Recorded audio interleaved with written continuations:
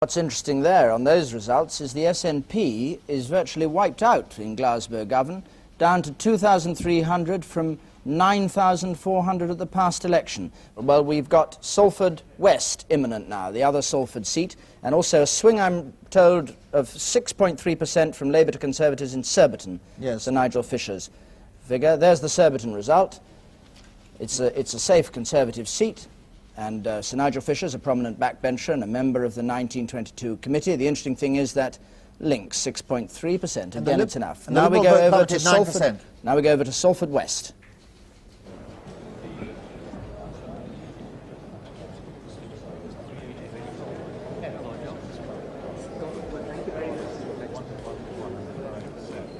The Salford West count taking place next door in the Lowry Gallery and the City Art Gallery. And it should be coming any moment now. We've, of course, a standing member and for the last 15 years there has been Stan Orme. He's the Social Services Minister, Privy Councillor and Cabinet Member. And he's got two opponents this time, the Conservative James Markwick, who's an executive for The Guardian, lives in London, but did in fact work up here for 27 years. And a Workers' Revolutionary Party member, Stuart Carter. He's a 22-year-old. Well, there's a clear swing in the country, or beginning to emerge. I don't quite know what we'll have to see what it looks like. You saw it in this constituency when we walked around 10 days ago. Has it been any different the last few days? There's a swing to the Tories. How much? I don't know yet. We'll see when the votes are counted. Okay? Thank you. Thanks a lot. Well, I was hoping we might be able to tell David Owen before he whisked off what the swing was. What's it running at, David? Well, on the 6 seats where you can talk about it at all, it's only 2.5 for the Conservatives. They're not representative 6 seats, though. Right, back to Salford. I, the undersigned, Stanley Orme. being the returning officer for the Salford West constituency, hereby give notice that the total number of votes given for each candidate at the election was as follows. Stuart Michael Carter, Workers' Revolution, 383. James Charles Marwick, Conservative, 11,157. Stanley Orme, Labour, 18,411. And that the undermentioned person has been duly elected to serve as member for the said constituency, Stanley Orme. So Stan Orme safely re-elected there. It looks as though his majority at around 7,300 is slightly down on last time, and he'll be disappointed about that because he'd rather hope that with a Liberal being removed from the poll, he would in fact pick up on his 8,500 majority of last time. Not much success for the Workers' Revolutionary Party there, as you can see, only just 300 votes, but Stan Orme is safely back. And now back to the studio. For a very difficult job. Former Minister for Northern Ireland there making his speech, as all successful candidates do. We don't normally stay with them because we think these figures are perhaps more interesting to you. They thank all their party helpers and party workers, and they thank the people for the way they did this count, and those were the figures. Perhaps we should just see them again for a moment because I was talking over them. Let's just see Stanley Orme's result. There we are, 18,000, and his majority down just 1,000 or so. A swing of 2.2%. It was 2.5% in the other Salford seat. This has lost less electorate, so it's probably a better guide. The interesting thing is there was 14% voting for the Liberal Party last time, and either the Liberals are giving their votes to Labour, or there is a very much lower swing in the north than in the west. If the Liberals were mainly voting Conservatives, as Conservatives have thought, then in fact there was no real movement between Conservative and Labour, and this may give some slight comfort for the Labour Party. Here we are with 8 results in, which we can make a comparison on, and the net swing to the Conservatives is 2.6%. We have another London results in Marylebone, which has been held. Again, it's a safe seat by the Conservatives. A much smaller swing from Labour to the Conservatives, only 3.6%. Conservatives, the same order of the polls, Labour second, and the Labour vote is down a bit, the Conservatives up a little bit. And the Ecological Party there again was 691. They fielded over 50 candidates this time. You may have seen they had party political broadcasts. We'll be keeping an eye on the way that they do. And the National Front, bottom of the poll, with just 1% of the vote. David, I've got a key piece of news. There's been a recount in Nelson and Cone, an absolutely key margin of the sort that the Conservatives have got to get on that list. There is a recount at Nelson and Cone. We're able to look at these votes that are cast in various ways, and we have one way, which is to look at the national share of the vote. Now, after 11 results, well, it may be nice for those who cast their votes in those 11 results to know that they're there, but that's how we show these figures, the popular vote, and then we can show the share as well. And the interesting thing here will be whether the party that wins at the end of the night does have the largest share of the vote. It doesn't always happen. It didn't happen when Ted Heath lost in February '74. At that time, the Conservatives had the larger share than Labour, even though they had fewer seats.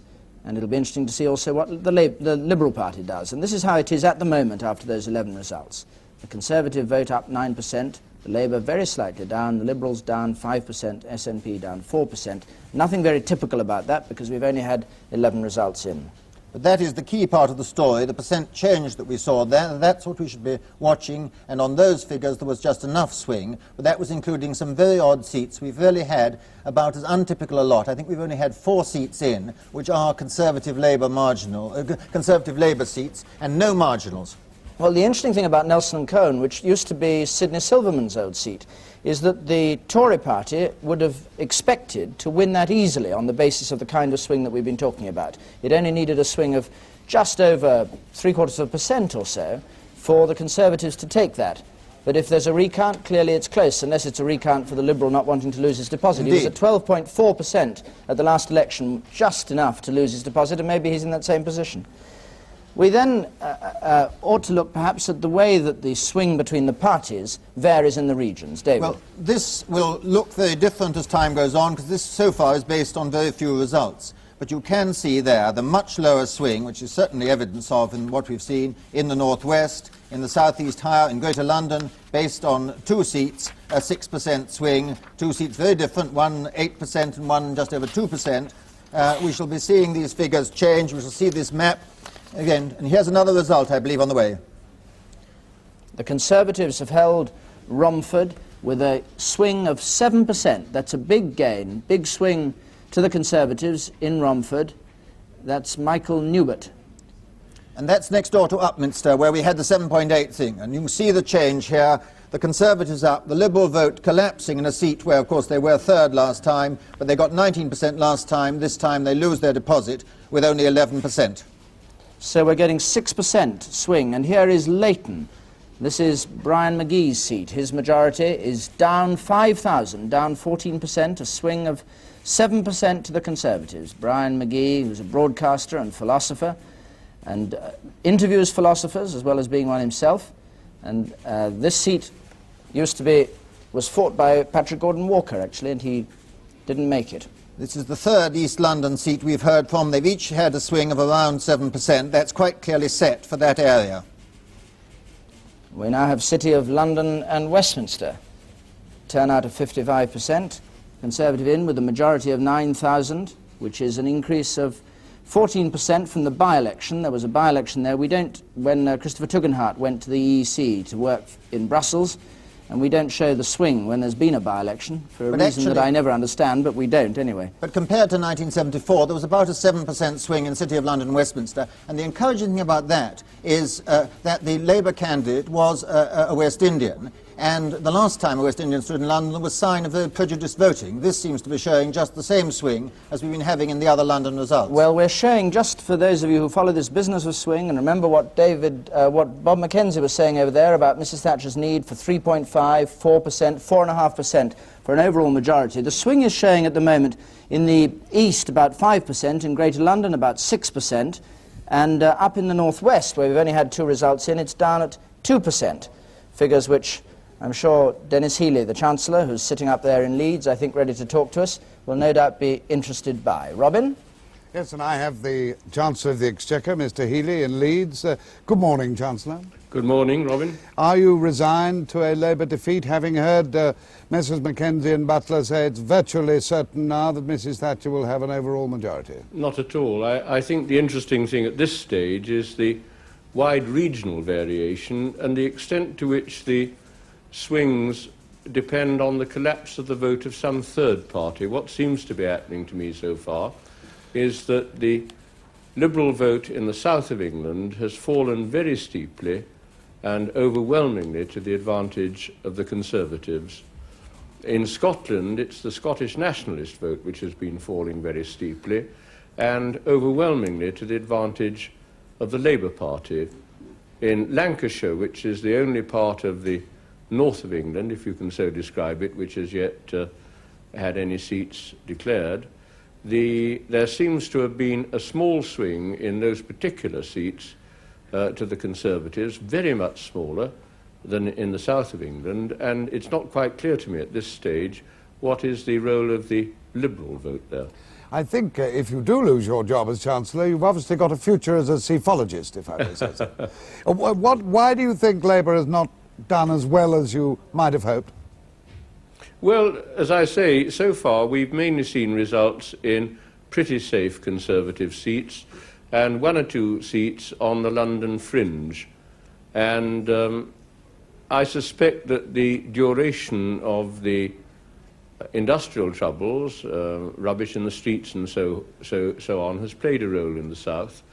I think the striking thing, as I say, is the fact that there's a swing to Labour so far in Scotland and a very small swing in Lancashire in those seats yet declared. Thank you, Mr. Healy. I don't know whether we'll be able to come back to you later, but if we do, I look forward to it. Thank you so much. And do you wish me to continue with my friends here from the House of Lords? Because Lord Hailsham is here, and Lord Hailsham watched his own former constituency, because he is indeed Lord Hailsham of St Marylebone. But apart from that, are you now totally convinced of a Tory victory? I don't believe in predicting these results, because I think the one thing which was certain from my little tour around the country was that the pattern was going to be much more patchy than people thought. I think this question of national swings is based on a fallacy of past voting behaviour. I think that different parts of the country are going to do different things. It's a good thing when the people don't conform to the psephologist's wishes, isn't it? Well, I always regard the psephologists as a phony science, rather. They can do certain sums, but they're always basing themselves on past voting behaviour, and therefore they can't predict. We've just heard that there's going to be a recount at Hornchurch, and that is a particularly interesting matter, isn't it, Lord Pearce? Well, I'm finding it all very interesting. I'm anxious, though, to see some of the northern seats. Dennis Healy is quite right. I think of some of the north seats of County Durham. I'd like to see my own seat, Workington. I think we can still win that back. Well, you ought to, oughtn't you? Well, we should, and we did very well. I was up there, and I think my people, my former officials, worked hard, and the candidate worked hard, so I'm hoping that we'll win Workington. Are you saying, do you think Labour can still win the election as a result of results in the marginals, particularly those in the north? Well, I haven't seen them in the north yet. No. That's why I want to see the northern results, and then I'll come to a judgment. Eric, but I think that there is a tide flowing, obviously, towards the Conservatives. Now that we've had a few more results, what do you want to add to what you last said, Lord Avery? I think if one was going to have to put any money on it at the moment, it would be certainly on a Conservative victory, but not on a Conservative overall victory. I think that it's still possible at this stage that the Conservatives, whilst they might have the large number of seats, wouldn't attain an overall majority. You're thirsting after a hung parliament, a Lib-Lab pact, and I think all that the objective... A big compact, I mean. It's possible that the objective which David Steel set himself at the beginning of the campaign may be attained, but if no party had an overall majority, then I think it would be necessary for all the parties to discuss the next step with each other instead of defining in advance what sort of pact would be created. Thank you. David Dimbleby? Lord Thornycroft has said that he's happy at the moment, but that he wants also, as they were saying over there, he wants to see some marginal results before he makes any prediction. And we had that news that Hornchurch, which would need a 7.5% swing for it to fall to the Conservatives, is having a recount. Now, we've got one or two results in. Let's have a look at these. Newcastle upon Tyne Central, the second smallest constituency, and that's been held by Labour with a majority of 7,000. That's down from a by-election. That was Ted Short's old seat, he resigned and went to work in cable and wireless. That must be a profoundly disappointing result for the Liberals, who in the by-election jumped up to 28% of the vote and got second place. Now they're down to 13%, only just saved their deposit in third place. Nevertheless, that is a very safe seat. We go to Accrington, which has been a Labour seat since 1945, though often with a small majority, and the majority there is down from 6,000 to 3,200. And the swing to the Conservatives, about 3.6%. That's Arthur Davidson, who's been the MP there since 1966. Further confirmation of the much lower swing in the north and northwest. This is the change of the vote in Accrington. You can barely spot the Labour change, a tiny red line if you have a colour television set, and goodness knows what, if you only have a black and white television set, you may not be able to spot it at all. Minus 0.3%. And the Liberal vote, you see it down. And Walthamstow, this again is a Labour safe seat. This used to be Clem Attlee's seat. Eric Deakins has been the MP there since 1970, and he's had a swing against him and against Labour of 9% in Walthamstow. This is the biggest swing yet. The Conservatives up 13%, Labour down 5%. The East End of London is just doing extremely badly for Labour, and if the country behaved like the East End of London, there'd be a landslide. If it behaves like Lancashire, there'll be a hung parliament. The interesting thing is the National Front vote dropped again there, 2% down. It was down from 1,900 down by 700 or so seats. All the fringe candidates have been doing very badly. They lost their deposit, and the Liberals lost their deposit as well. Now, I think Bob has been, I don't know quite what Bob's been doing. Bob, what have you been doing? I've been brooding over the figures coming out of the computer, and they're saying at the moment that there's a 4% swing to the Conservatives. Taking these big swings in the south and the very tiny swings in the north to Conservatives, it's averaging out, for what averages are worth at this stage, to just this sort of Conservative overall majority. Now, if the southern figures harden and things improve for the Conservatives in the north, then we can expect an overall majority. But at the moment, the average over the whole country is settling in there. Now, the other thing to note, and I myself think it, on present evidence, might well go over 4%, but at the moment, that's where it is. An overall Conservative majority, but a small one. Now, the Liberal story, we have only so far very spotty evidence of the Liberals, but it's not, on the whole, encouraging. The Liberal vote is going down in a number of places, but we have not yet heard from any of the Liberal-held seats. And here many of us have suspected that the fame of people in those seats, whether it be Penhaligon or whether it be Clement Freud or whether it be Pardo, the extent of publicity they've got may more than make up for some decline in Liberal support overall throughout the country. And of course the strategy of the Liberal Party has been to try to hold their seats, this group of seats, and to broaden it in the ones they still think they have a chance to get. So we can't yet judge whether the strategy of David Steele has worked or not. We know that he's had a personal success in terms of public opinion, everything else. We cannot tell yet whether this Liberal wedge theory is going to work. It's early days for them, and we'll have to come back to that later on. Back to David. Well, it's amazing, really. I've not sat in this chair before, but by 1:45 in the morning, David, you would normally be... Oh, we'd be quite clear. We'd be giving you a very firm prediction of the exact numbers, and we just have had so few seats, and such as we've heard, which are ones of good indicators, and such as we've heard from have been giving a fairly diverse story. The more uneven the swing, the longer one has to wait to give a confident prediction. We have only had 17 seats in so far, which means we have 618 to come. And the figure to remember, of course, is 318. 318 gives a party the right to form the next government without any conversations with anyone. If it were Mrs. Thatcher who had 318, she would simply wait until Mr. Callaghan had been to the palace and go herself and kiss hands and form a new government. We've got the state of the parties after those 17 results, and you see again from Big Ben, it is just after 1:45. And there we are. The reason there's no change is because there's no change. We haven't heard from marginals yet. We've heard of 2 recounts, though. A recount in Nelson and Cone, which means a very small swing, and a recount in Hornchurch, which means a very large swing, if they're actually recounting the top 2 candidates, and not just recounting to see if somebody's lost his deposit or not. We've been talking so fiercely about these swings that I'd assumed we had got some changes. We've got another recount, and this time at Battersea South, a London recount. That's a much bigger swing. That's about 5% swing that is needed for Battersea South to go. 4.7% swing would be needed for Battersea South to go. That, in fact, is rather better than the other London results. I think the swing is much smaller in the centre of London than it is out in the eastern suburbs towards Essex. We do have to be cautious. There are recounts for the Liberals, and the Liberals, again, were very close to being... They were third last time, and they were very close to losing the deposit last time, and it could be that caused a recount. Though Theodore Wallace, who's a barrister, his second attempt as Conservative candidate, is no doubt, from his point of view, it would be very nice if it's a recount against Alfred Dubs, the Labour candidate. It was a gain from the Conservatives in 1964 in Battersea. Conservatives, Norman Lamont, hold Kingston-on-Thames. With the 6% swing. That's not a surprise. Norman Lamont, who's a close, what you call, close ally or close associate of Mrs. Thatcher, one of the key thinkers on economic matters. I have somebody talking to me from way out in the country, but since you haven't told me who she is or whether I should go and talk to her, I think we'll leave her talking and we'll go instead to Robin Day. Robin? And here we have Peter Jenkins and Peregrine Westhorn. And, gentlemen, we've got more material for you to analyse. Has your view changed since you spoke earlier?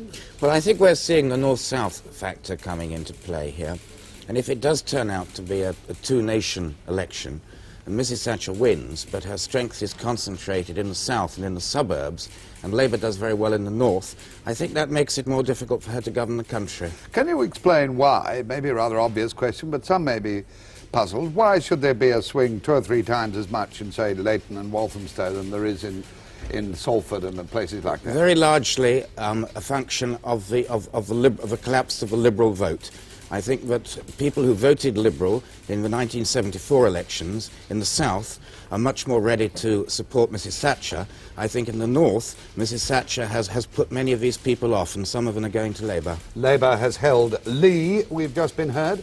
May I, best been told, may I come to you, Perry? What do you make of the result? Does it cause you to wonder whether the Conservative majority is going to be overall?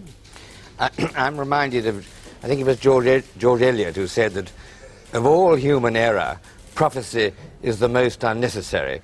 And of course, one's being paid to in fact, indulge in this particular unnecessary error. You're not being paid to prophesy, you're being paid to look brilliant. I have no idea. I mean, these kind of figures absolutely leave me baffled. Yes. We all have to pretend to be wise before the event, but I do find it much easier to be wise after the event. And the Conservatives hold Newcastle North, we hear.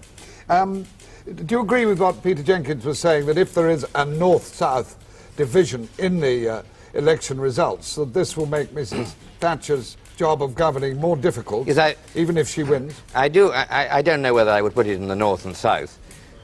I think the problem for Mrs. Thatcher will certainly be that there is a tremendous body of opinion moving rightward in this country. It includes some elements, of course, of the middle class. It includes elements of the working class.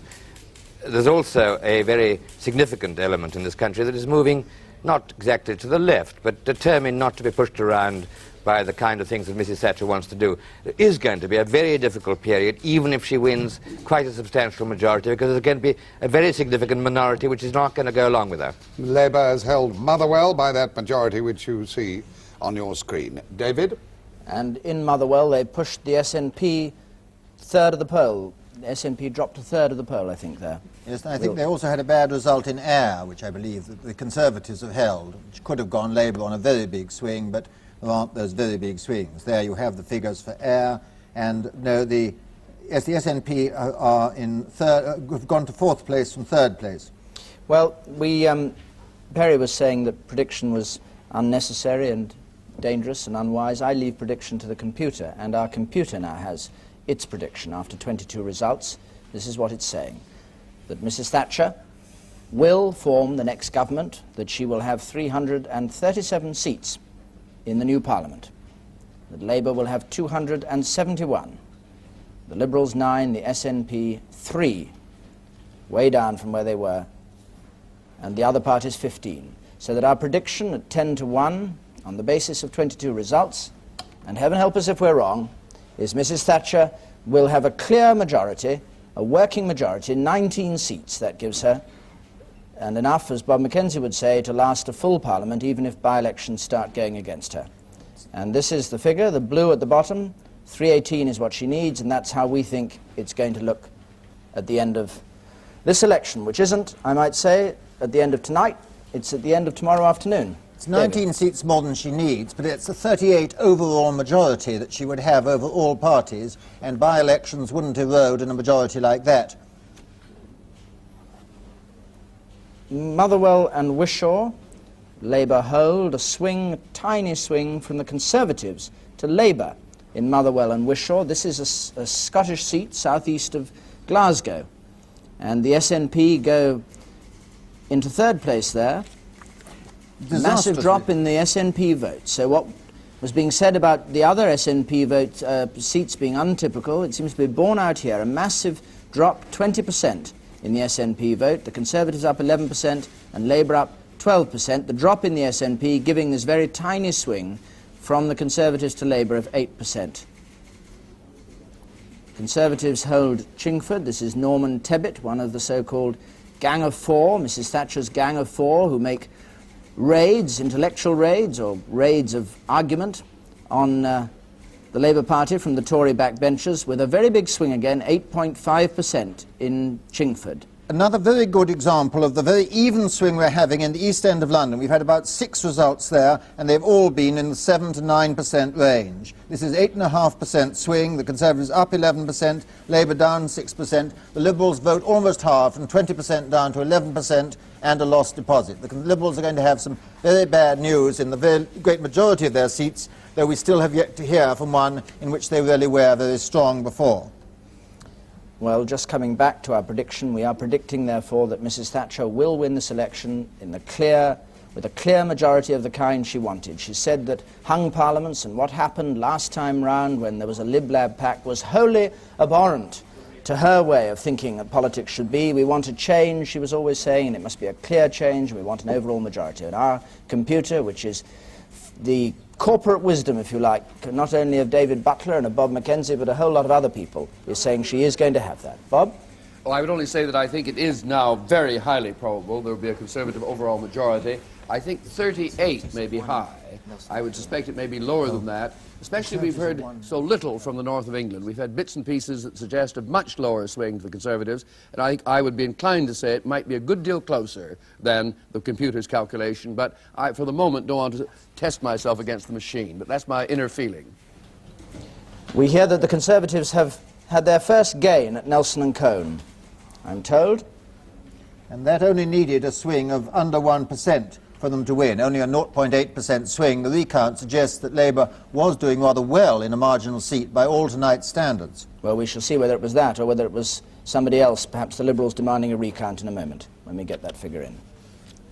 Well, I think they lost their deposit last time. I'd be very surprised if on tonight's figures they were back in the position to demand a recount this time. Now, I'm pretty sure that we'll find it's within under 1,000 votes, quite likely under 500. More speculation, more speculation. It's just past experience, wearily waiting for recounts in past elections. We're almost at the point when we can stick with the facts, aren't we? That'll be a nice moment. We've had 23 results declared so far, 612 to come in, and over the 18 that we've had, there's a 3.9% swing to the Conservatives. That's very much at variance at the kind of results we're getting from the south. It's influenced by what's been happening in Scotland. Some of those results have been fed in for that swing, and also what's been happening in the north, where the swing has been rather less. Jeremy Thorpe, with Mrs. Thorpe on his right, coming to the count in North Devon. Where in about 2 hours or so, Mr. Jeremy Thorpe, the former leader of the Liberal Party, the man who's held the seat for the last 20 years, will know his political fate. If he wins, it will be an enormous personal morale boost at a very difficult time. He has to face charges on other matters at the Old Bailey in 5 days. If he loses in this election, it'll obviously be a crushing personal blow on top of all his other troubles. And because of all this, there's been unprecedented interest. In 10 years of reporting results here in Barnstaple, I've never seen quite so many reporters and camera crews, television cameras. In fact, the returning officers put this crush barrier to keep the rest of us away from where the count's going on. Well, in the past in North Devon, there's always been a very strong personal vote for Mr. Thorpe, but in this campaign it's been very low-key, not very many posters around. And the big question will be whether the Liberals will abstain or defect to the other parties. Mr Thorpe's majority in the last 20 years has fluctuated wildly, from as high as 11,000 to two occasions when it was only about 400 votes. This time the Tories are putting in a very strong challenge, Mr Tony Speller, and the Conservatives are predicting a very close result indeed. The other complication is that apart from a challenge from Labour and from the National Front, Mr Thorpe also has to contend with some delightful and extraordinary fringe candidates. There is, for instance, the legendary Lieutenant Commander Bill Boakes of the Democratic Monarchist Public Safety and White Resident Party. There's Dr Frank Hansford Miller, the English National Party, who's been going around the constituency draped in a flag of St George. There's Miss Henrietta Rouse of the Wessex Regional Party. There's Mr Tony Whittaker of the Ecologist Party. He farms 20 self-sufficient acres on Exmoor. And then finally, of course, Mr Auburn Waugh, who unfortunately isn't here at the count. He's the satirical writer, the Dog Lovers Party, and his campaign slogan is a better deal for your dog. Fortunately, he's not here at the count, and as you probably know, there's a High Court injunction which has stopped him from circulating his election address. Well, the latest guess about when the result will be is it will be declared, we think, at 3 o'clock in the morning. The returning officer told me earlier that he hoped he'd be able to get back into his bed at 3:30. This is David Lomax in North Devon. So the first Conservative gain of the night, and Mrs Thatcher needs 35 more of these if she holds on to all the seats she had at dissolution. Otherwise 41 compared with October 74. That's assuming she loses some of the ones she gained in remarkable by-elections. This is the first Conservative gain at Nelson and Cone, and the Conservatives have also gained Rossendale. Well, Rossendale was another one of those marginals. The swing in Nelson and Cone was, in fact, their first gain was, oddly enough, on the lowest swing of the night in any place where you can talk comparatively about swing. But Rossendale is what you would expect, I suppose, not very far from Nelson and Cone. It was about the second most marginal seat. It was only a majority of 203 last time. It would have been very surprising if Labour had held on there. So we'll get the result from Rossendale in a moment. It's Michael Noble out there. Sidcup has been held by Mr Edward Heath, and he's managed a swing of 6.9%. Edward Heath, who's played a very prominent part in this campaign, has been speaking all over the country, who was attacked by the Prime Minister, you remember. A personal attack was made on him, which the Prime Minister later rather laughed off, but he never appeared at the Conservative Central Office press conferences, and Mrs Thatcher has always resolutely refused to say whether she would offer him a post in her government, saying that that was not the Tory way of doing things, and she didn't wish, using Mr Callaghan's expression about her, to pull old traditions up by the roots. Later on tomorrow, perhaps, we shall discover whether Mr Heath is to be given a post, and perhaps we'll be able to speak to Mr Heath later on tonight. Now, Rossendale, the second Conservative gain. Michael Noble has been the MP there since October 1974, a Tribune Group member, a close colleague of Mr Hattersley, and the swing 2.5% in Rossendale. 84% turnout, the highest of the night. And now we go to Putney, where we're waiting for a result. We think it may be imminent. Putney, where Labour... the Mayor of Wandsworth, Councillor Sidney Morris, is about to announce the results both for Putney and for Tooting. Tooting constituency, Peter Burbridge, National Front, 682. Thomas Cox, Labour, 18,642. Richard Fife, Liberal, 2,917. Robert Lewis, Communist Party, 233.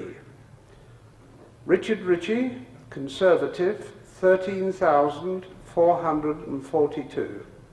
And I declare Thomas Michael Cox duly elected member for Tooting. So Labour have held Tooting again. That's not a surprise. And now we should be getting the Putney result, which the Conservatives have high hopes of winning.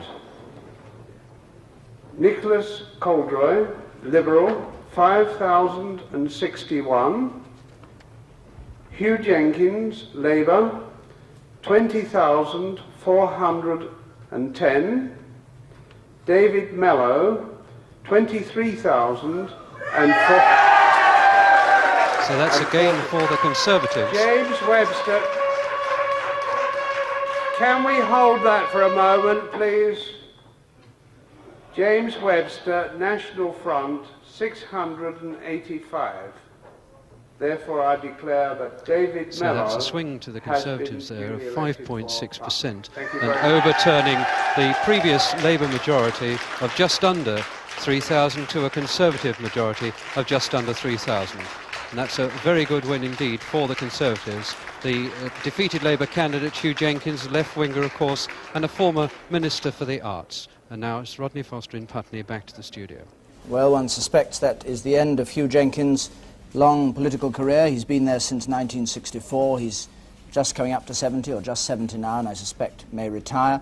The Conservatives have gained Putney with a swing of 5.6%. They had expected to do that because they'd done very well in the local elections in Wandsworth. The National Front lose their deposit, the Liberals lose their deposit.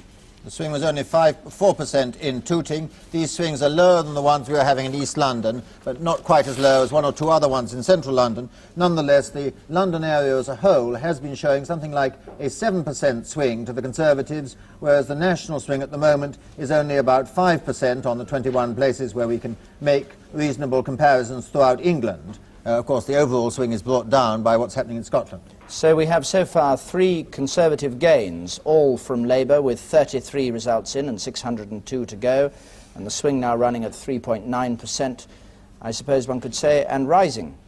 And at 1:05, this is the state of the parties. And remember, 318 is the magic figure that they have to reach. We've heard that the turnout in Devon North, in Jeremy Thorpe's constituency, is an astonishing 89%. That's a clear 10% up on the last election, and I think without any doubt will be the highest turnout tonight.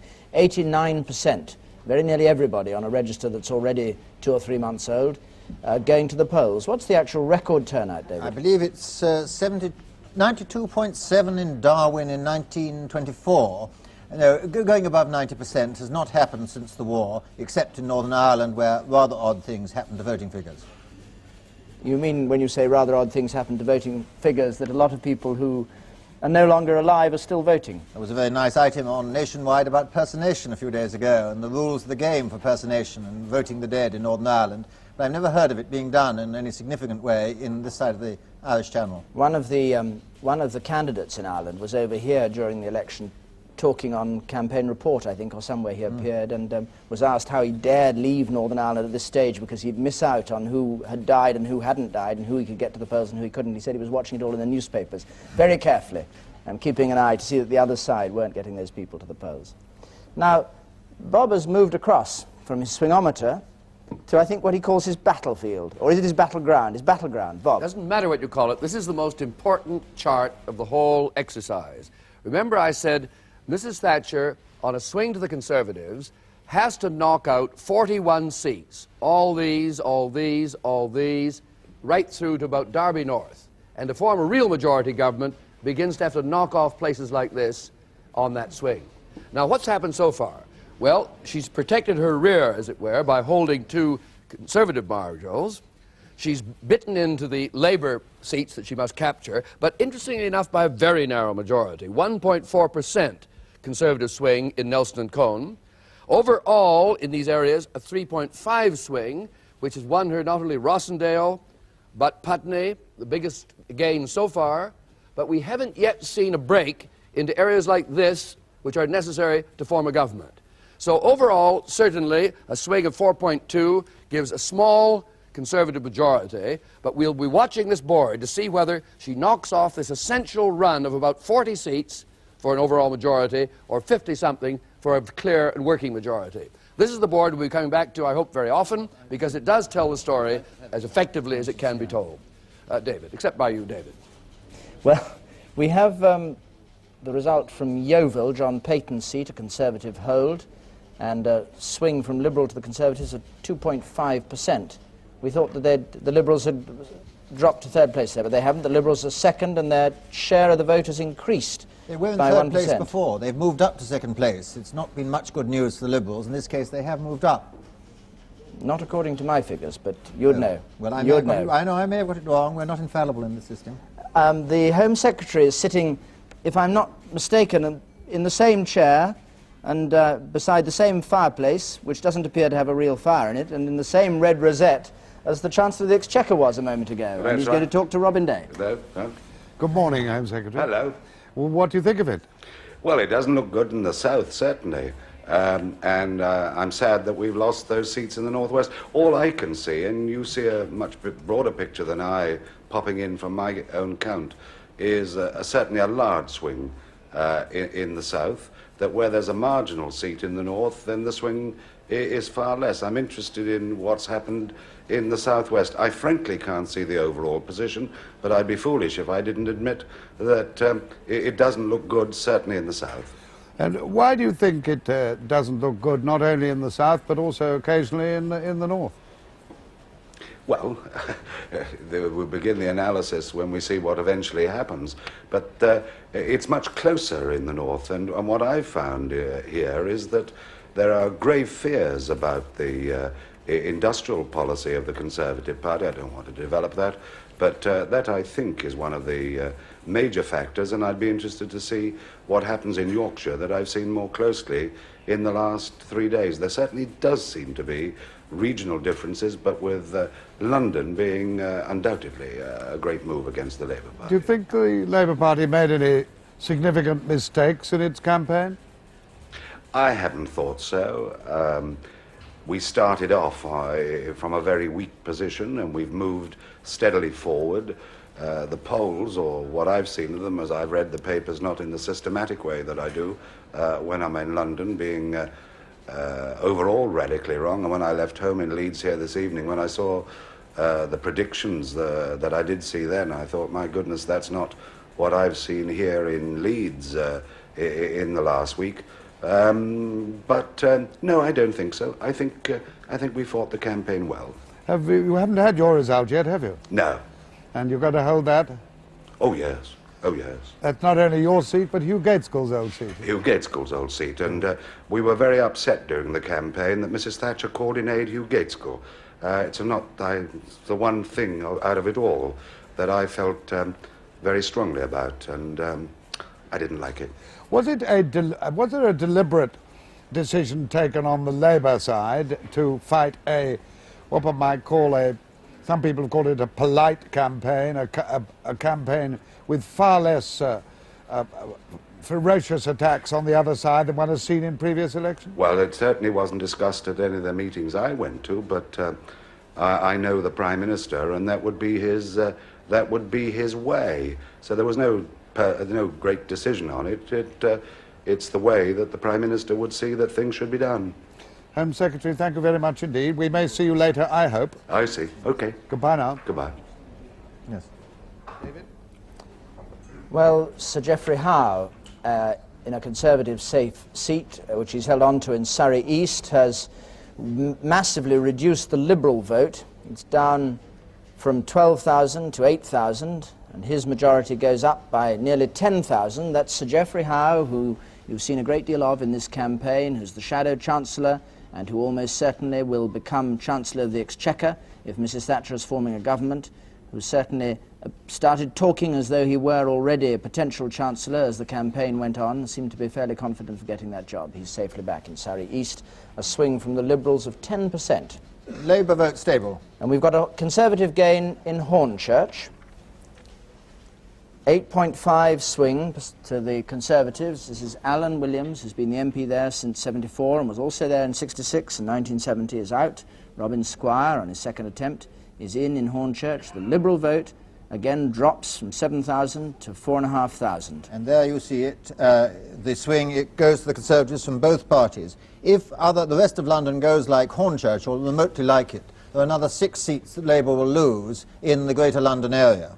Well, London does seem to be very even. Its swing, the lowest swing in those seats has been about 6.5 or 7%, and the 8.5%, I think, is, just check exactly what it is. Well, those are all in the eastern end of London. The overall London swing is 7%. 15 seats we've had in from the Greater London area, and the average swing is 7%. And the Liberals have dropped 6% in London, down to 11%. Conservatives up nearly 10% in London, Labour down 4%. And it's worth mentioning, as we don't often talk at the bottom of the scale, the National Front have been doing exceedingly badly at the bottom of the they've been dropping only about 1%, 2%. Overall, the National Front are running at 1.1% of the vote. We hear that Teddy Taylor, the Conservative in Cathcart, is in trouble. That may mean a recount in Cathcart, I suspect. Well, that's exactly. There's Cathcart and there's one of the Edinburgh seats and there's Aberdeen South. All of these are Conservative seats that could go if there was a massive switch of SNP votes to Labour, and there obviously has been a really massive collapse. There hasn't been a single SNP seat that I remember in which they haven't dropped to third place or to fourth place from the second place that they had in about 50 of the 70 seats in Scotland last time. They did say Teddy Taylor would do well because he was fighting a very personal campaign and everyone knew him. He was the only Tory holding a seat in his area, but that he actually fought it in such a, I don't know whether charismatic way is, but in such a powerful way that he actually, the Labour Party were in despair about it and said, listen, we're not up against the Tory party here, we're up against Teddy Taylor. It would be very ironic if the Shadow Secretary of State for Scotland loses when the Conservatives are winning. It will be like Gordon Walker losing Leighton when Labour won the election in 1964. The man who fought against devolution, what would they do with him? Well, other seats can be found, and there's also the House of Lords. Let's have a look at the Conservative gains so far tonight. Now this from Labour shows Nelson and Cone, Rossendale, Putney, which we had a moment ago, and Hornchurch. Those are the 4 Conservative gains so far from Labour, and those are from the dissolution, so that in the end there has to be 35 gains there if Mrs Thatcher is to win. Labour hold on to Bothwell. A tiny swing to Labour from the Conservatives there. That's another of the Scottish seats. And the SNP go down from second place to fourth place, and their vote is halved. Well, it's all very tantalising. We have a swing to the Conservatives of 4% at the moment, and according to Bob's swingometer, just over 4%. That just gives Mrs Thatcher an overall majority. But that swing figure is substantially affected by the fact we've got so many Scottish results in, and obviously the Labour Party is doing rather well in Scotland with SNP vote collapsing, and that does affect the overall pattern. If you look at the swing in England alone, it is 6%, the sort of thing that would produce a large margin. Well, one of those defeated Labour candidates has come to the cameras, and he's with Rodney Foster now. This is Hugh Jenkins, who lost Putney in London, the first of the inner London seats to go. Mr Jenkins, you must be very disappointed. Was it a result you perhaps might have expected, though? No, we thought that we would hold the seat, and I think we would have held it, and we resisted the national swing to some degree, but the general national swing was too much for us in the end. Now, you fought this campaign very much on local issues because of the Conservative-controlled Wandsworth Council. That obviously didn't go down. I don't know that that was the cause of it, because you see our vote held up very well. The Conservatives increased their vote, and they took most of those votes, I think, probably from Liberal votes. They certainly polled very well. They had a very good machine here. They pulled out their full vote, and I think that we just didn't do quite well enough. I'm glad, however, that since the seat, I'm afraid, had to be lost, I'm glad it was me that lost it. The new man that we're training to bring on now to win the seat next time will be able to start with a fresh sheet, and he'll be able to knock these people out next time.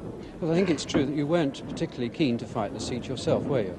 Oh, well, it wasn't that I was not keen to fight it, but people thought, and I think they were probably right, that on this occasion it was best that it was fought by the sitting member. I think it was, and I think we'll win it back easily next time. And what's the future for you now, Mr Jenkins? Well, I've got all sorts of things I'm going to do. I'm not giving up politics. I might go full circle and start writing some envelopes next time or something like that, perhaps. But I've also got a book to write, which might be an interesting story about the period of Putney in the last 15 years. Mr Jenkins, thank you. Well, we have a Labour gain in Cathcart. Labour has taken Cathcart from the Conservatives, and they did also hold on to Battersea South, the next door seat to Hugh Jenkins' seat.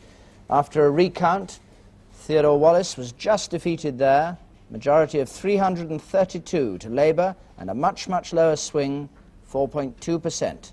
So this new Labour candidate, Alfred Dubbs, who was replacing Ernest Perry, who had been the MP there since 1964, and who's retiring, has just managed to hold on. Theodore Wallace will have to fight a third time if he's to take Battersea South. The swing so far, which we've been talking about being different throughout the country, now this shows exactly how it is. The northwest, 4%, 2% in the northeast, but down in the southeast, 6%, and Greater London, 7%. We should stress that our figures here are rather distorted by the fact we've had nothing from the Midlands, hardly anything from the southwest, Yeovil, where the Liberals did rather remarkably well, pushing Labour into third place. But our results come mainly from the northwest, where Labour's doing quite well, only 4% swing against them, and from Greater London, where there's a 7% swing. I hear that the Tories have gained Fulham. Oh, that's remarkable. That's a remarkable seat. That was Michael Stewart's old seat, the Foreign Secretary. He wasn't standing this time. He had retired. But that is a safe, normally seen as a safe Labour seat. It must have needed at least a 6.5% swing for it to go. It is, of course, the place that had the most celebrated of all by-elections until Orpington back in 1933 on the peace question. It would have needed over a 6% swing, 6.5% swing, I think, for the Conservatives to take Fulham, which they've done, and quite easily too. That 8% is the largest swing. It's the largest swing we've had in the central part of London, in the old LCC area. But the London swing as a whole is now running 7% on 20 seats in, where you can make that sort of comparison. One wonders how much that happening in Fulham is due to a change in the nature of Fulham and the people who live there, because it's been one of those areas of London that has been changing character. Another Conservative gain in Ilford South. They took Ilford North in a by-election. Now they've gained Ilford South on a swing 4.3%. Twice what they needed to get it, but below the average in that part of London where we've been having these 8% swings all over that eastern edge of the GLC area. So we have a number of Conservative gains in the London area. We've got overall 6 Conservative gains from Labour, but Labour has won, so we're informed, Cathcart from Teddy Taylor, the Conservative candidate, but we haven't had the figures in full yet. Newcastle East held by Labour. Some of these figures go through. We don't always talk about them. The swing there, for instance, 2.7%. The swing here, 3%. But we don't always go into the full details of those. From Conservative to Labour, that's right. Yes, 3%. Scotland is quite definitely going quite differently from the rest of the country, just as in a sense it did in 1945 and in 1959. There were 2 cases where we really had different behaviour in Scotland from England. But where some of these seats are fairly safe ones and don't alter, aren't, I mean, 500 or so, very rarely alter at all, we let the results go through, and you can see what's happened in your constituency and what the majority is, and you'll know whether it's up or down. There, for instance, there's a swing of 13% from Labour to the Conservative, but Dagenham, with Fords and all the rest of it, is a Labour stronghold, and John Parker had no chance of being unseated there. So we let the result go through, but we will keep careful track all the time on the implications of the swing. We'll have a look at the way in which the swing in those places affects marginal seats, which are the ones, after all, that really matter, the ones that change hands between elections, the ones Mrs. Thatcher needs to pick up. But we should mention John Parker, because he's going to be the father of the House. He'll be the only member of the House who sat in Parliament before the war. He got elected in 1935, and he will be, by 10 years, the senior member of the next House of Commons. So although he's still in a safe seat, the swing there isn't all that important, but the return of John Parker does deserve a mention. Conservatives hold Harrow East. Hugh Dykes, that's been a Conservative seat except from 66 to 70, when it was just a Labour seat for a brief period. Well, now, it's 1:25, very nearly. And at 1:25, we'll go our own ways and have a look at how the regions are doing. Well, at least we would have done, but perhaps we won't, because I think we've got something to show you instead. We'll do that in a moment and see how the regions are going, but we think down in Cardiff I can see headlights as the cavalcade of cars sweeps into the City Hall in Cardiff, and we think that the Prime Minister is down there. This is the Prime Minister arriving in Cardiff South East. He's just come from his hotel. The Prime Minister arriving here at Cardiff South East. He's just come from his hotel. He was meant to have come here an hour and a half ago, but he was held up, allegedly, because there was a puncture in his police car. He has said nothing to anyone. You can see he's going in and saying nothing now. I have to report, though, that the mood here in the Labour camp is of deep dejection. His agent just said to me, it's a great tragedy for Mr. Callaghan, because he can't come back. He's due to come up the stairs here, to come through, round this corridor, This is the Mayor's parlour where we were before, and the Prime Minister is meant to come here. He was meant to have a celebratory drink with the Mayor, with the Lord Mayor, but of course the Prime Minister doesn't drink. The Lord Mayor himself was very dejected. They're hoping that he's coming up the corridor now. This is an area which has a lot of statues of famous Welsh people, including Owen Glendower, David Lloyd George, Boadicea, who is looking down on us. Everyone's still waiting for the Prime Minister to come. They're waiting in the count for him as well. I understand that it's been a higher turnout here, although we don't have any indication of what the result will be. The result is much higher. That the turnout here is 73.6%, which is compared to 70.7%. We're still hoping that the Prime Minister is coming round this corridor, which is where he's due to come. Although this is a city hall with many corridors, most of them have been locked off, partly by the security people here. It's conceivable that the Prime Minister may have chosen to come and make a rather undignified entrance through a back passage which would take him through the staff canteen and up the back passage, which would... We've learnt that he's actually stopped just outside the Assembly Hall where he could go into the count. He could go straight into the count, but we understand that he's still waiting there and he may come round this corner, which is where he's still due to be coming at any moment. Well, Michael, He's we can coming actually into see the count. Prime Minister coming in now. So he's changed all his plans. Instead of coming, as he was going to, straight to his own Committee Room A, which was where he was going to watch the results in triumph.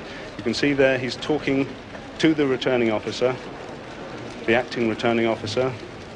Prime Minister thought that the best way was to come straight into the count in order to avoid everyone who was waiting for him.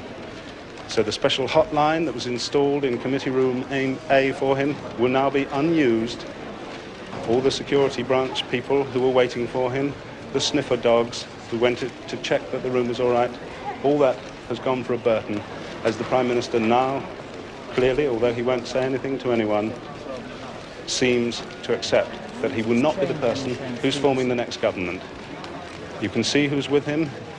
His wife, Audrey Callaghan, is with him, and next to him is his agent. You can just see him in the spectacles, Jack Brooks on the left-hand side of the picture. His agent was dejected when I talked to him a few minutes ago. His agent told me it's a great tragedy. Here was a man who was going to be one of Britain's great prime ministers, but he was never given the chance. And the feeling here, ironically, is that the man who has lost this election for the Prime Minister, and this is, I'm talking from Cardiff South East, is another Welshman who only a few months ago, with the Prime Minister, opened the Labour Party headquarters here in Cardiff, which is the Transport House here in Cardiff. He's Moss Evans, and the feeling here is that Moss Evans, whose own road hauliers caused the strike during the winter, was one of the people who has caused this tremendous swing against Labour. And one Welshman I talked to tonight said the public education of Moss Evans has been the most expensive lesson in Labour Party history.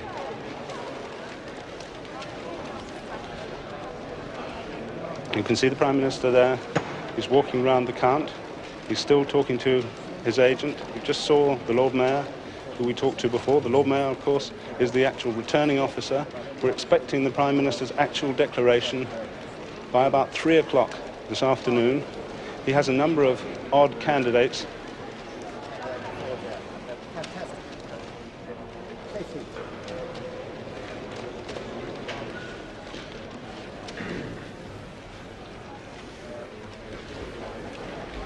Well, I'm making signs at the machine.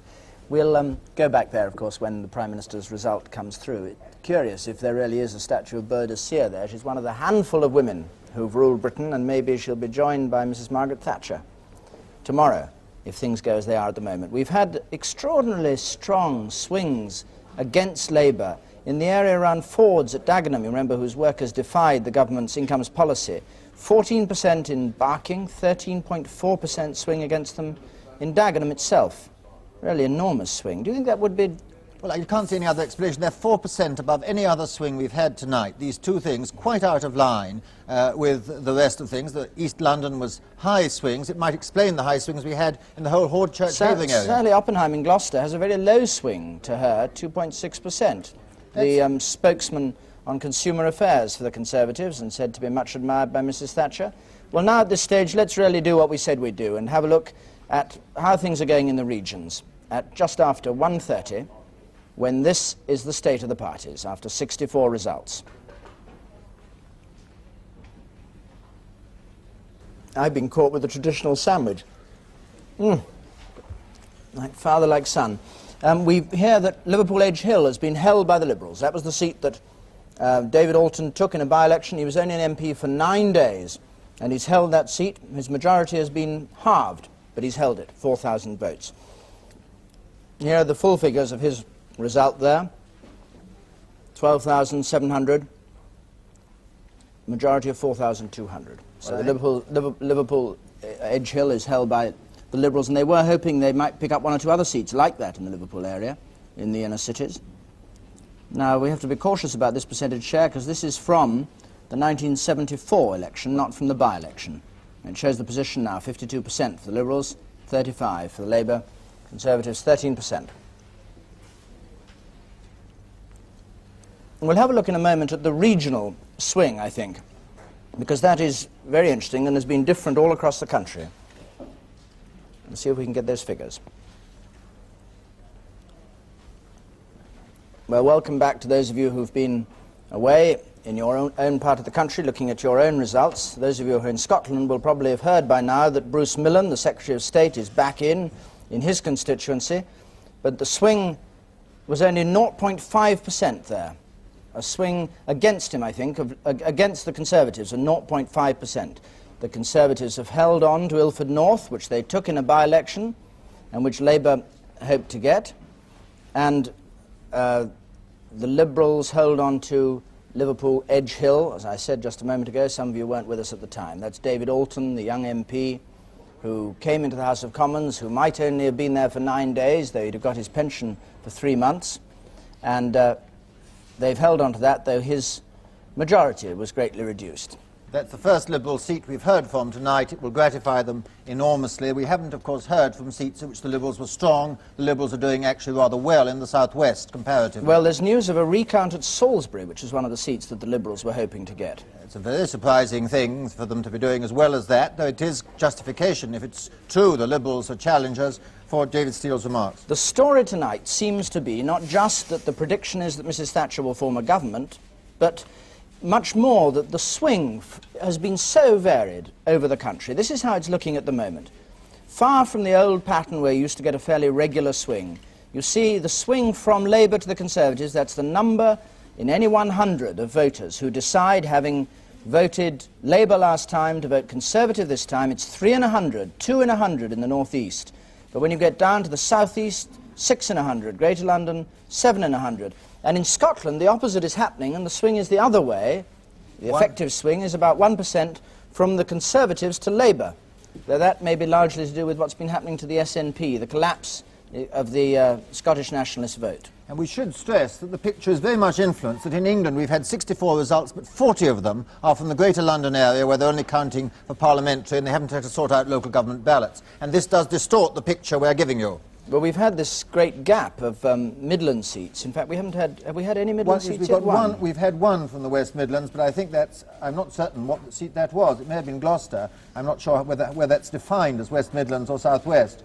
But it was at 4.5%. North East had a very low swing indeed, under 2%.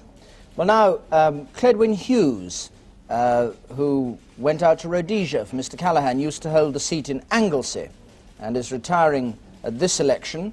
But the result from this island of Anglesey has just been given, so let's go over there and I think see the returning officer giving the count. I, Gwilym Williams, being the acting returning officer for the Anglesey constituency, hereby give notice that the total number of votes given for each candidate at the election was as follows. Keith Lander Best, Conservative, 15,100. John Gwynedd Jones, Liberal, 3,500.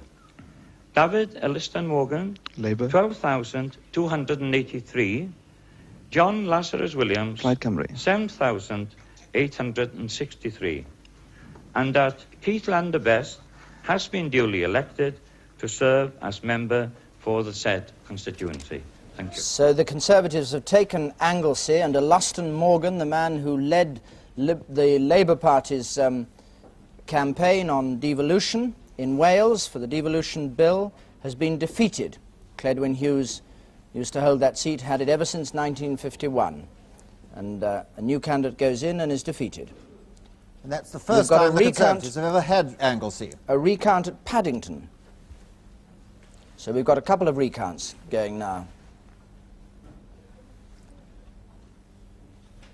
Paddington, which is Arthur Latham's seat, would be a 3.2% swing needed to unseat Arthur Latham, who won it from Nick Scott, the Conservative, who then became the MP for Chelsea. Now, we have another form of prediction at this time, which is the seats that we think it's likely that Labour will lose. And here we are, a 90% chance that the Conservatives will gain these seats tonight or tomorrow, and 90% chance being, if you like to put it another way, very likely indeed that the Conservatives will gain those seats. But two of those and there are are from the more Conservatives. than those to come. And those are mostly from SNP and Liberal, those predictions. I myself rather sceptical about the Liberal ones. Cornwall North, for instance. Now, these are the ones that we think, at the end of the count, are going to go on the present form to the Conservatives. You can see the little white dots showing the areas where the Conservatives, we think, will pick up seats. That Dumbarton East must be a mistake, I think, in the light of the figures we've had from Scotland. Well, it ends with Ealing North. And we have other predictions of things that it's more likely than not they'll pick up. But I think that list would be rather too long at this stage of the evening. So we'll leave it with those ones, which will be enough anyway to be enough to get them safely through. So we have a recount in Paddington, which suggests not as big a swing against Labour in Paddington as in the southern parts of London that we've been having. Only 3.2% swing needed there. The Anglesey full result, this is a Conservative gain in the Isle of Anglesey. You can see the little white dot flashing off the northwest coast of Wales. Luston Morgan, who used to be the MP in Cardigan, came here as a new candidate and was defeated on a swing from Labour to the Conservatives of 12.5%. This is the first result we've had in from Wales, and incidentally, Plaid Cymru's share of the vote rose very slightly, as you see, 1% there. It's a quite extraordinary result, this, and I think must be a tribute to a personal vote for Cledwyn Hughes. Elliston Morgan may have suffered from coming from further south in Wales, and they mind a great deal what part of Wales you come from. Nonetheless, that sort of movement from Labour to Conservative in Anglesey is very startling indeed, and the collapse of the Liberal vote, the Plaid Cymru had some hopes there. If they haven't made a breakthrough, it's one of the two Welsh-speaking seats they didn't hold, predominantly Welsh-speaking seats they didn't hold in the last Parliament, and they haven't made any progress there. Well, I think at this stage we've had 90 results in, 545 more to come.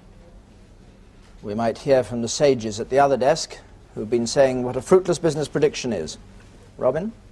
Well, we have an average national swing of 4.2% so far, with the variations which have been explained. Peter Jenkins, how do you analyse it now? Well, I think the most interesting facet of it all so far is the small swing in Lancashire. And the most unknown factor is what's going to happen in the Midlands, and we really have no evidence about the Midlands yet. Now, there was a lot of debate last week as whether the Midlands were going to belong to the South, whether the Midlands began at St Albans, or rather whether the North began at St Albans, or where the North began. And this, I think, is going to be crucial in determining the size of Mrs Thatcher's majority as the evening now goes on. Do you see what has been called the Thatcher factor operating in the North? Well, I think this must have something to do with it. You see, after all, the liberal people who vote Liberal in the North probably historically are Labour people, or they're more likely to be. They have a working class tradition to return to. But I think also that, as we heard Merlin Rees saying from Leeds just now, that I think that in the North, this muttering about Mrs Thatcher was stronger. That was my experience as I went around the country. Peregrine Westthorne, do you have any new thoughts? I think it's extremely interesting watching the variations of popular reaction to the election. What this indicates to the problems of government. We talk about if Mrs. Thatcher wins tomorrow, we'll all be talking about a swing.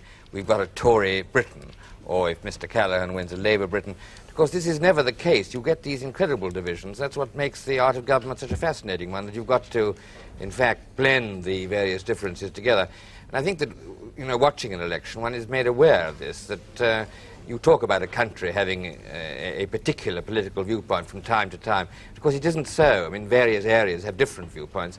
And this makes it very difficult to govern. Does this conform with your impressions as you've been travelling around the country, which you've been doing quite a lot in this election? Well, I travelled in one area, which is, again, if you're a journalist, you travel in one area and you write about your impressions based on that one area, how wrong you can be. Other areas are going different ways. What do you think about the Thatcher factor as far as the North is concerned? Well, I said before, I think that the basic truth about the present situation is that a majority of people in this country are going right in their policies. Can I just tell you that Jim Sillars of the Scottish Labour Party has lost South Ayrshire, and invite your comment on that, Peter? Well, I think that was very much to be expected. He made a very bad bet and thought that nationalism was going to take off in Scotland. It turned out not to. He broke away from the Labour Party, but what we've seen, in fact, is that the Labour Party now has become the party of devolution in Scotland, while the SNP looks as if it's going to be virtually wiped out of Parliament. But would you say that the people of Scotland appear to have voted in a pro-devolution way? Well, devolution was not SNP, but something yes. of the Labour kind. Yes, I mean, from what we know, unemployment and prices were their main concerns, but nevertheless, the Labour Party in Scotland is clearly committed to a policy of devolution. Now, there's a Midlands result you were looking for. Right, well, let's see what the swing was. Well, we haven't yet got it, and we may have it in a moment. Perry, you were about to say something else? On the SNP thing, again, absolutely incredible a year ago that political parties thought that the nationalist vote was the crucial element. I suppose one of Mr. Callaghan's great mistakes was devolution, fundamental political miscalculation. Yet it doesn't seem to have done the Conservatives much good by their coming away from their original Heath position on a Scottish Assembly. No, but I mean, you see, a year ago it was really thought that such was the strength of the nationalist movement that the United Kingdom might break up. Yeah. We now realise that this was just a temporary aberration. But Perry, this separate general election which has taken place in Scotland, and that's what it is going to provide a mandate for Labour's policy, which is to set up an assembly in Scotland. It's going to repudiate Mrs. Thatcher's policy, which is not to set up an assembly. Now that's how Scots are going to interpret it, isn't it? I wouldn't have thought so. I would have thought that it would suggest that Scotland is still basically Labour for socialist reasons, and that the devolution issue wasn't the crucial one. Yes, that was but supposed to be. You can't pick and choose out of a party's programme. And when a party, by our tradition in this country, when a party is returned to power, it's returned on the basis of its whole programme. Thank you very much indeed. For the moment, David Dimbleby. Well, we have news there that George Reid lost Stirling East for the Scottish Nationalists, and that Jim Sillars was defeated. He came second in the poll, as you saw, did well in Ayrshire South. Jim Sillars, who set up his own party, the Scottish Party, in favour of devolution in Scotland, and he was defeated there. We've heard from Finchley that the count in Finchley it's Mrs. Thatcher's seat, is being delayed because there are 291 votes missing. And it may interest you that the Tory victory in Anglesey is the first since at least 1700. We haven't been able to go back much further than that, and I'm not sure that elections before 1700 even David Butler was able to calculate swing on. The Tory there is also fighting a seat in Brighton on the council, and certainly didn't expect, he says, to win, or expect, so we're told, to win. So the Scottish state of the parties at the moment, let's just have a look at that.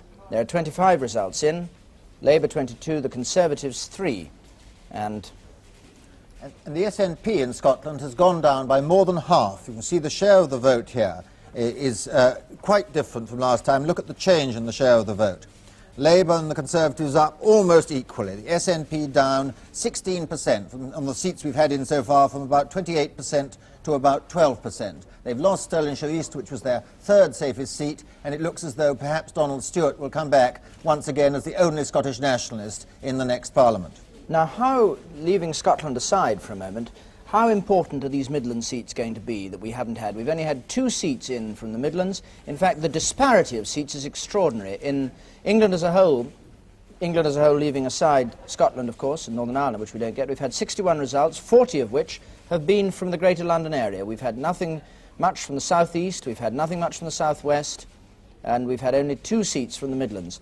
Erith and Crayford, held by James Well-Beloved. It's a safe-ish Labour seat, a swing of 6.7%.